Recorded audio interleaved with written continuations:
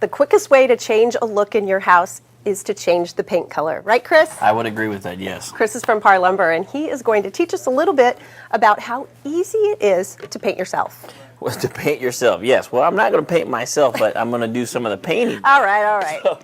But you know, it's funny, my wife has a saying, it's only color, don't be scared of it. So Right. if it's It's something you only don't paint. like, it's only Don't be paint. scared of Don't it. be scared of it, you can change it. So Right. having said that, there's some preparation you got to do before you just start slapping paint on your walls. So the first thing I would think you do is you want to use your drop cloths, okay? So whether you want to get a nice heavy canvas drop cloth or some plastic, like a throwaway type drop cloth, either way, you want to use that first. You don't want anything dripping on your floor, on your carpet, that That's kind of exactly right. So after that, you want to take and you want to prep the walls up against your moldings, your trims, anything that you don't want paint on. You want to use a blue Scotch tape or something that has color. The white will stick, and the blue is made to come right off. This is your best friend when you're painting indoors. It really is. I mean, Think it's of it very as forgiving. the border of life. You know, you can't get past it. It's right there for you. So if you don't want it painted, there you go. You right, want to use that. you put a border on it so it doesn't get painted. And then you take something and you kind of mash it down just a little bit. Good and tip. the paint won't seep under. I like that. That's a good tip. Okay.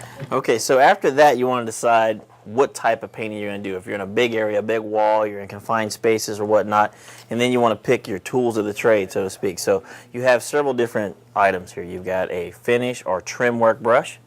You got this is a big area if you want to just do big heavy strokes. And then you have these little guys here, and these are just disposable paint brushes for anywhere that's tight and you don't want to spend a lot of money on the brushes. You want to throw them away after you're done. There you go, the sponge Right. brushes. For instance, if you have like a door molding and then there's a corner right there and you only have Exactly. a little bit you can get through, these are perfect for that. Absolutely. Now, one area that I struggle with is at the top of my walls before you have your ceilings. I have a bad time with that. So they've come out with this little guy right here. And this here is for when you get up next to your ceiling or if you have some crown molding or something up there, you've got these rollers here that will guide you along that surface, okay, so you don't get up into the surface underneath. Keeps you from actually having to use tape. So if it's really high, then you have this little guy. You can put a wood handle in there and you paint above your head. Very nice. Yeah, excellent little tool there. That's a great little trick. So now before you get your paint going, you want to make sure you get some gloves or you'll have paint all over you. You know, it's going to splash even on a roller or any kind of a tray application. You're going to get it on your hands. So you want to use just a pair of throwaway latex gloves. No big deal.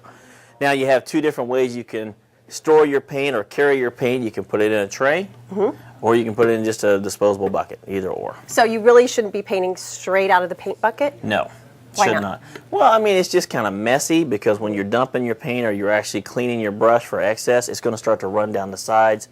I just stay away from that. It's just a little easier to get into the habit of using something that you can carry around with you. Okay, great. Okay? All right, now you talked about the pan. Here we have the roller. This is how most people paint Yes. large walls. And that's fine. Actually, that is a really good way to do a big surface. You're not going to get into the tight corners with that, but if you have a large area to take care of, put your wooden handle in if you have to, and that is a perfect way to do that. And then you have to pick the type of roller. You have what's called a nap. You have a heavy nap or a light nap roller. Which is the thickness of the roller. Exactly. It depends on the type of paint that you're applying. So just ask your handy person at Par Lumber That's exactly right. what size nap you need on your roller. And these, are, of course, are just throwaways, but this keeps forever. Just wash up after every painting. That's right. Now, there are liners that you can get, too. You see people Right, using little plastic liners. that You line can the pan. Exactly. You can use those, and those are throwaway as well. So you don't really have to use a full tray if you don't want to. You can just use the liner if you prefer. All right, well, I think I have the perfect job for you, so maybe we could just, change our clothes, get ready, and everything you need at Par Lumber. Thanks, Chris. Thank you.